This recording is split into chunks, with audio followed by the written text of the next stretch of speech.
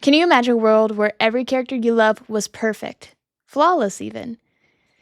Sounds pretty boring, right? But why would that be? Well, the key is the flaws. Flaws are what makes us human. And being human is how we connect to stories.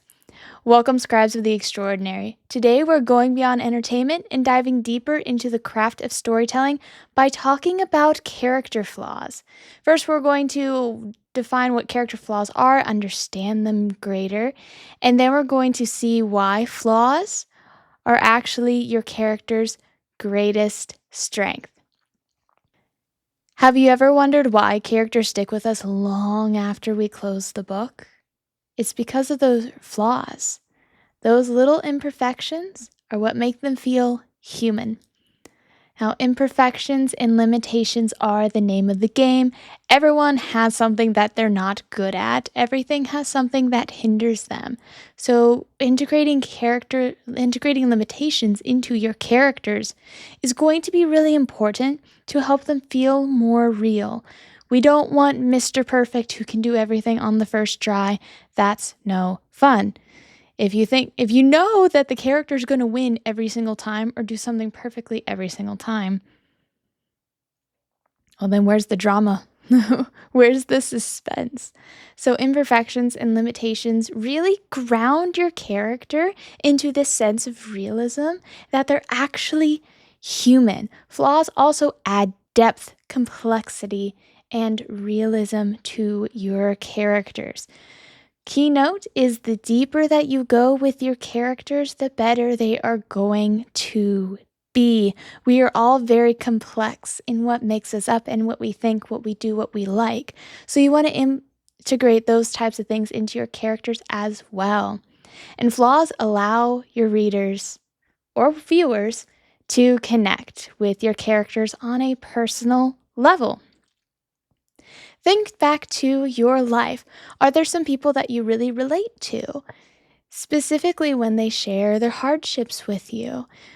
When we see someone else struggle, we relate to them and it helps us feel like we're not alone in our own struggles. So flaws help your audience relate better to your character. Another important reason to integrate flaws is it showcases their vulnerabilities and their struggles. And I know we've talked about vulnerability, flaw, need character, need it in your character. But why specifically to focus on the vulnerabilities? Because their character's vulnerability will contrast with their strength, making their journey that much more compelling.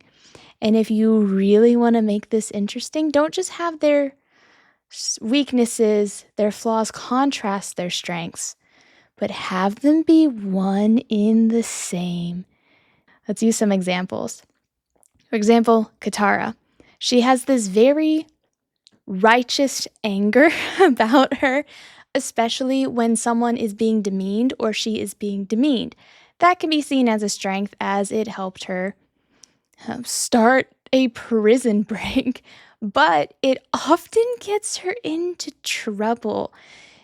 It often causes a lot of conflict. I mean, she took on one of the most powerful waterbenders simply because she was told, "You're a girl, you can't fight." And she got destroyed. But that righteous kind of anger can also be used as a strength if pointed properly. Harry Potter is another great example of a weakness that pushes along the plot and character development. He's very curious, but he's also very impulsive, and this impulsive nature gets him into a lot of trouble. Although trouble seems to find him, he doesn't seek it out. So think about your favorite characters and what flaws do they have that makes them unforgettable. Share your thoughts in the comments down below so we can get this conversation going and so we can all think more of what flaws can we add to our own characters. Now, what if I told you that a character's greatest weakness could become their most significant strength? One reason why flaws are so important is because they help with growth in your character. Character flaws can drive the narrative by creating conflict. If your character is impulsive, like we see with Harry Potter, and curious, that gets him into a lot of trouble, and that drives a conflict forward because he keeps sticking his nose in places he really shouldn't, and then there are consequences for those actions. So flaws can be used to push the story forward and to generate conflict, but that conflict creates opportunities for growth, and they challenge the characters to overcome their limitations. So those flaws can either be overcome or it can be something that the character just always has. But when you have something standing in your path, you have to figure out a way around it, and you have to be more creative with it. Good example, going back to Katara, if you are a waterbender in a wooden prison, well, how do you escape? Your weakness is that you can only use water to escape, and that forces the creative thinking, the creative problem solving. That's like, oh, I thought of that too. She ends up using her sweat to cut her way through. So limitations and weaknesses can actually make your characters grow because they have to figure out how to overcome it. Ultimately, flaws lead to personal development as your characters overcome these challenges that their flaws create. And as they take their flaws and they grow as a person, this is going to really shine in their personal development. So some techniques for transforming your characters is use character arcs. I've talked about it a couple times previously, but these flaws are going to really drive your characters to have to grow because these challenges are in their way, whether it's physical limitation, mental limitation, something that is a strength, like with the water bending, that's turned into a weakness in that moment. It's forcing them to grow. And when your character grows, your character goes through their character arc, which is ultimately what we all go to stories primarily for, is to see characters change and evolve and get better. You can also use your character's flaws during pivotal plot points. Say that 5 times fast. I'm not going to try to. But you can use them as pivotal plot points and really transform those flaws into strengths. Can you imagine if someone has been told their entire life that they aren't good enough at something, or they're too kind, they're too generous, they give themselves too much, people take advantage of them, and then, well, it's that kindness that ends up saving the day? Turn the weaknesses into strengths in those pivotal plot moments, and you're going to cement that moment in your audience's mind. For example, a character's stubbornness might become the determination they need to face an adversity, or someone who thinks a lot and they just have a lot of free time and their mind wanders because they've spent so much time doing that. Their mind is already wired to see a challenge and figure out how to overcome it, and they can outwit fear because they are so calculating in nature. Bilbo and Frodo are great examples of weaknesses ending up being strengths, in that they are small and completely unassuming. This ended up being a great strength for Bilbo, as he was able to get out of a lot of situations, and he was able to steal from Smaug. He was able to get the dwarves out of Mirkwood. I almost forgot the name. Out of Mirkwood, and get them down towards closer to their goal. Frodo is seen as unassuming, is small, and it's actually his smallness that helps him go more unnoticed during his journey. And people wouldn't think that this creature who likes the comforts of home, that a lot of people don't even notice unless they're directly looking at them. You wouldn't think that he's bearing this huge responsibility. And it's actually his love for the simplicity of life is what gives him the drive to keep going forward. He doesn't have these high, lofty ideals. He has a simple mindset of, I can do something, so why shouldn't I? Another fun example of a weakness becoming a strength is Rapunzel in Tangled. Her naivete causes a lot of problems for herself, but her naivete ends up changing the people around her. They change for the better, they grow, and they learn to dream. So something that she was berated for by her mother, is actually seen as a really important asset to her and is the reason why Flynn is able to get out of prison and rescue her at the end is because she changed so many people's lives with this childlike wonder and wanting to go fulfill your dreams, and clearly people aren't as they seem. Another great example from something that I am currently reading, highly recommend, is Tress of the Emerald Isle. So Tress is a very simple girl. She does menial jobs. She thinks a lot during those jobs, and she's very practical. She herself says that she's ordinary as you can get. But it's because she's so practical that when these impossible situations come her way and she has to make a decision, she decides to go on this insanely dangerous journey because she's thought through every other solution out there, and this is the only one that could possibly work. Her practicality is her greatest strength, and the fact that she spent so much of her life thinking while doing menial physical labor is because she's trained her mind so much that she's able to come up with incredible solutions throughout the story, and her thoughts become her greatest assets.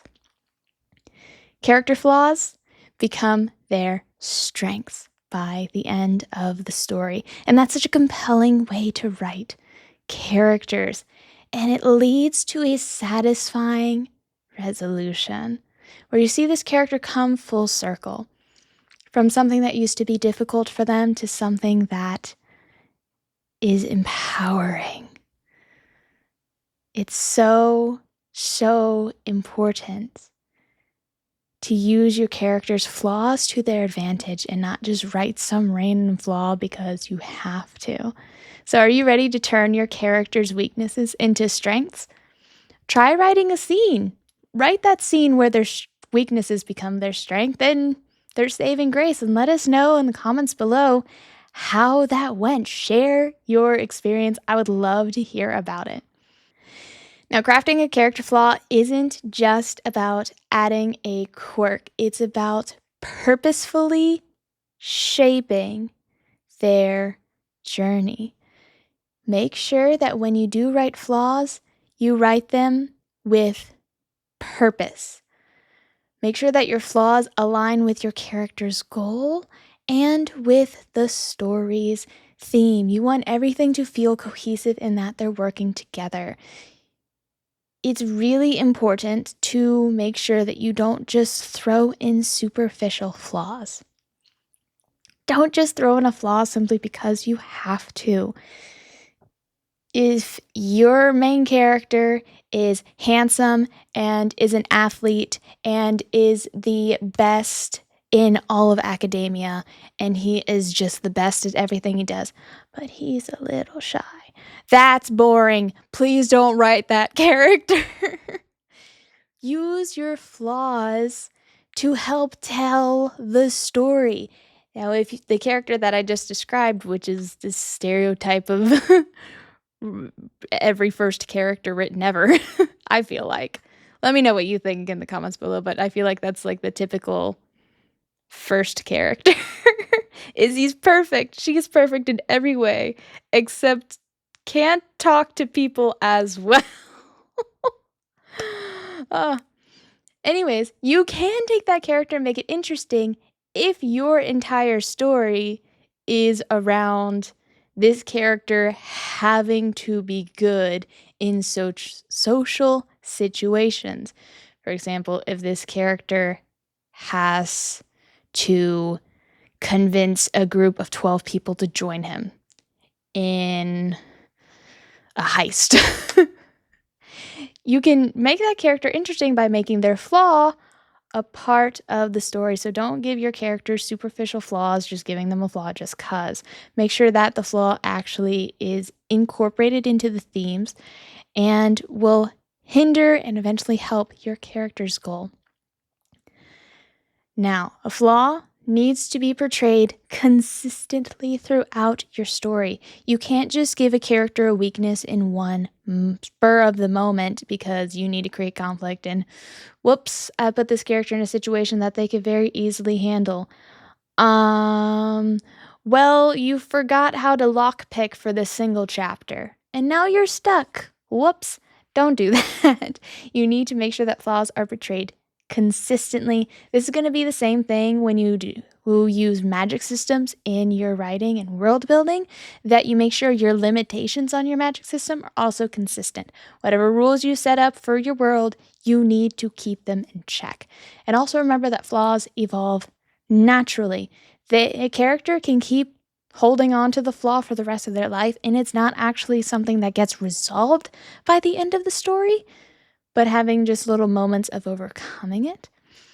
Or you could have that flaw slowly, naturally turn into a strength, or more aptly, your character sees that flaw as a strength now.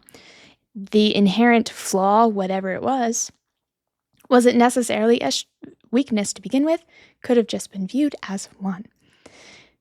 And your evolution needs to reflect growth and the challenges faced.